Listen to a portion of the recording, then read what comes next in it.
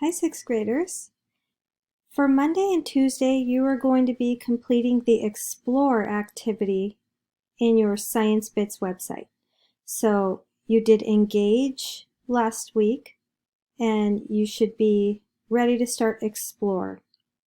So this is 14 slides. You could do this in one day, but we're letting you take 2 days to do it since it's our first time going through this website. So before we start, I want you to know there's a lot in this activity that is going to be very difficult to understand. So before you even start, just know that, and so don't get frustrated as you're going through, because there are a few things that you might not understand or aren't expected to understand at this point. So this is just an explore activity. So think of it as, what can I learn from this activity? And if something seems extremely difficult, that's okay. Move on. So, exploring the Earth's deep interior. So what is the inside of our Earth composed of? Is the big main question for this activity. And how are scientists trying to figure out what is beneath Earth's surface? So make sure you have your science notes so that you can take notes on anything that seems key or seems important.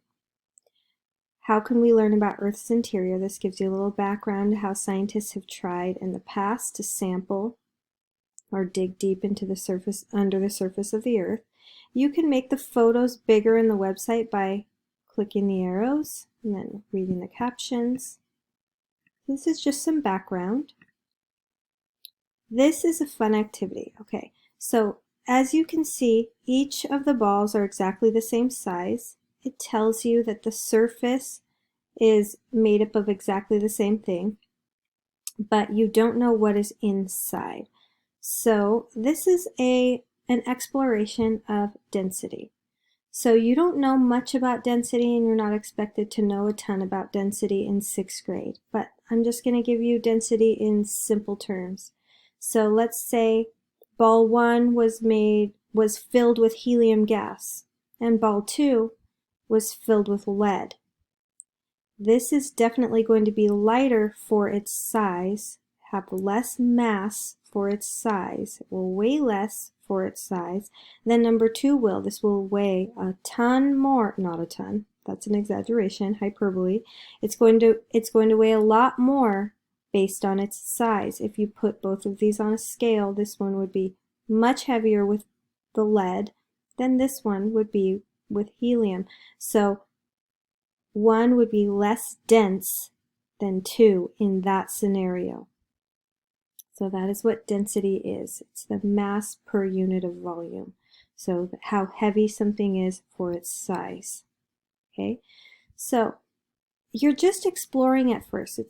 Read the background information on this activity, and it's saying, without having to break them open or smash them or anything like that, how could you find more information about these and what might be inside without actually poking into it or doing anything like that? You're just giving your ideas and you're typing them in. Okay. Then you can watch a video, and then what do you know now after watching that video? So carefully watch it. Do they have the same contents? And then you answer. And then it says, rank the spheres in order from density from the most dense to the least dense. So make sure you're doing most dense, which would be heaviest for its size, to least dense, which would be lightest for the size. And since they're all the same size, you're mostly just comparing how heavy they are. Okay. And then here, you're watching the video again.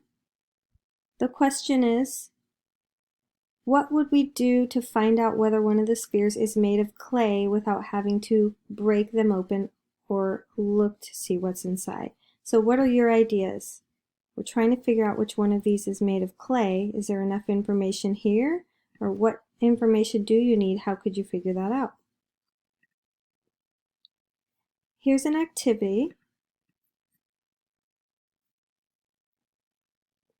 Oh, why isn't the water showing up? That's odd. Okay, so you can kind of toggle through these choices. There it is. you can compare these little spheres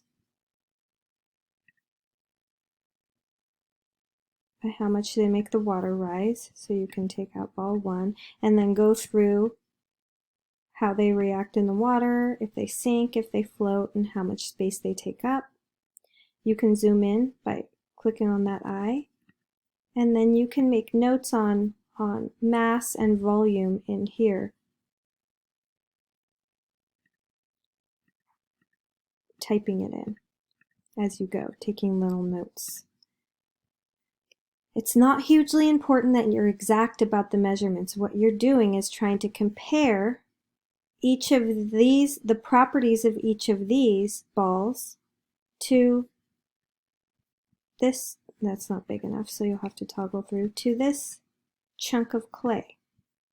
So you're making measurements and comparing the properties. Now, this is much larger than these sizes, right? So you'll have to think about how heavy this might be if you made it the same size of these, or how much space it would take up if you made it the same size as the other balls. So you're comparing the properties of the clay to the other balls 1, 2, 3, and 4. Okay, and then based on those different explorations you did in this activity, what can you figure out?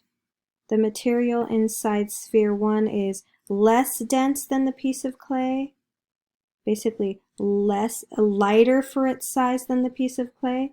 Is it the same weight for its size as the piece of clay, or is it more dense or heavier for its size than the piece of clay? So you're really going to have to think of that piece of clay if it was the same size as these 4 balls. And you're going to go through after conducting these little experiments and try to decide what you can figure out by comparing. And then it says which sphere is most likely to be made entirely of clay. So which one has similar properties, the most similar weight, volume? Okay. Now this is one that you are just going to breeze through. In 6th grade, you do not need to know the volume of a sphere, and that's what this activity is asking you to figure out, the volume of a sphere. I want you to take notes on this part, but when you get to the answers, it says, suppose Earth is a perfectly round sphere. What is the formula to measure the volume of a sphere? You don't need to know that in 6th grade, but what you can look at is say, I know that volume in general is measured in cubic units. This is the only one that will turn out to be cubic units, so this must be the volume of a sphere. 4/3 times pi times r to the 3rd power. Pi would be the ratio of the circumference of a circle to the diameter. You also do not need to know that in 6th grade. That's why I'm asking you to just breeze through this part, take what you can from it, don't worry too much about it. This is telling you the radius, which would be half of the diameter right here. The measurement from the center of a circle or a sphere to the outside point. And then the mass, and it tells you all that right here. Okay. Now, what is the approximate volume of the Earth? Again, you do not need to calculate this. After you know the volume, you can then figure out the density, which would be the mass over the volume, which again, you don't need to know in 6th grade. So I'm going to show you the key here. This is the approximate volume of the Earth, 1 1/10 times 10 to the power of 21. And then this would be the density, 5,500 kilograms over that mass. Okay. So just continue to go through, don't stress about that. You can just put those answers in that I gave you. Now, the next table shows the density of the most abundant minerals on Earth's crust. These are the most abundant minerals on Earth's crust. Here's the percentage of the Earth's crust that they take up, and then here's their density, grams over cubic centimeters. The composition of Earth's interior is different from the composition of Earth's surface. So based on what you've explored, just do your best on this again. I'm going to say it again, this explore activity.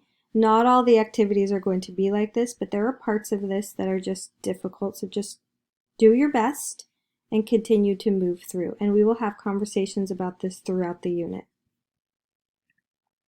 Okay.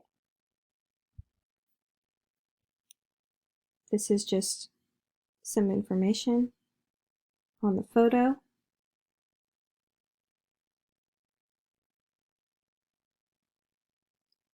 Beginning to talk about the waves that are produced after an earthquake. And this is the activity you can do, no problem. So go ahead and take notes on this text, watch the video, and they have really fun simulations to play with here. So you can move an earthquake to anywhere on the Earth's surface, and you can start the earthquake and see where the waves will be detected from that earthquake way over here. As you can see, they're not detected here. Then you can move it around and continue to make earthquakes and notice patterns. Where are the waves being felt from the other seismographs around the Earth, and where are they not being felt? Why aren't they being felt all the way over here? So you're answering these questions on the side. Now, if you miss a certain piece of information right here, it might be confusing, so make sure you're taking notes and reading all the captions.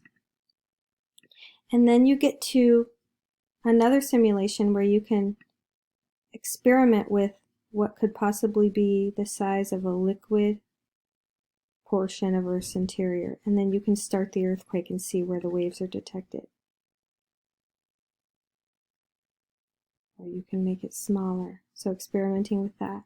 Now make sure you read this caption. S waves are slower than P waves and they can't spread through liquid materials. That's a key detail here, key piece of information. You can play with this a little bit, see what you can gain from using that simulation, and then a little bit more information about Earth's interior. So remember, it's just an explore. Do not stress about the volume of a sphere or the density of Earth or any of that. You do not need to master that at all.